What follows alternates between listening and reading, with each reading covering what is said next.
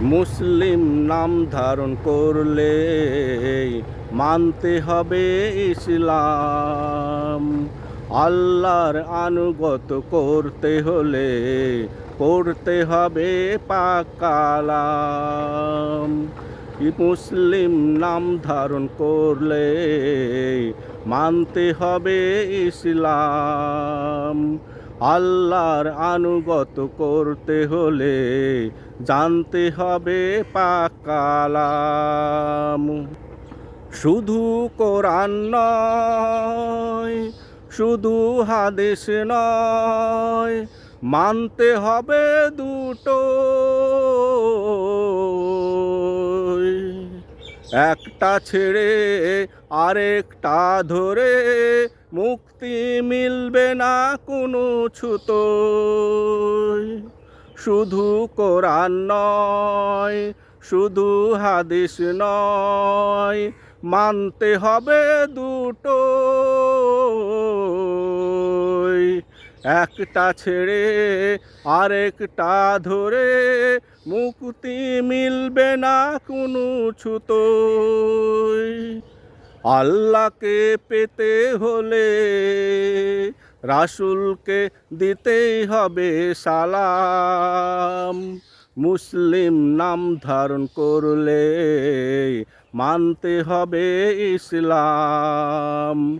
আল্লাহর আনুগত করতে হলে জানতে হবে কোরআন। আল্লাহকে যেমন করতে হবে স্মরণ, তেমনি রাসূলকে করতে হবে অনুকরণ। আল্লাহকে যেমন করতে হবে স্মরণ, তেমনি রাসূলকে করতে হবে অনুকরণ।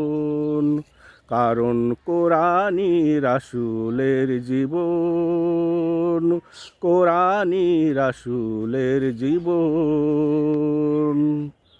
পরকালে মুক্তি পেতে হলে শুনো হে মুসলমান, মানতেই হবে ইসলাম একটা পূর্ণাঙ্গ জীবন বিধান।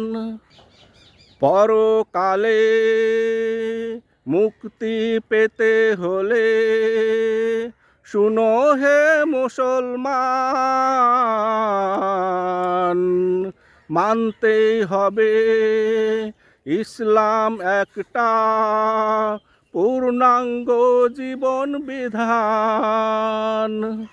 ব্যক্তি, পরিবার, রাষ্ট্রীয় সমাজে দেশ সমস্যার সমাধান তামাম। মুসলিম নাম ধারণ করলে মানতে হবে ইসলাম। আল্লাহর আনুগত করতে হলে পড়তে হবে পাক কালাম।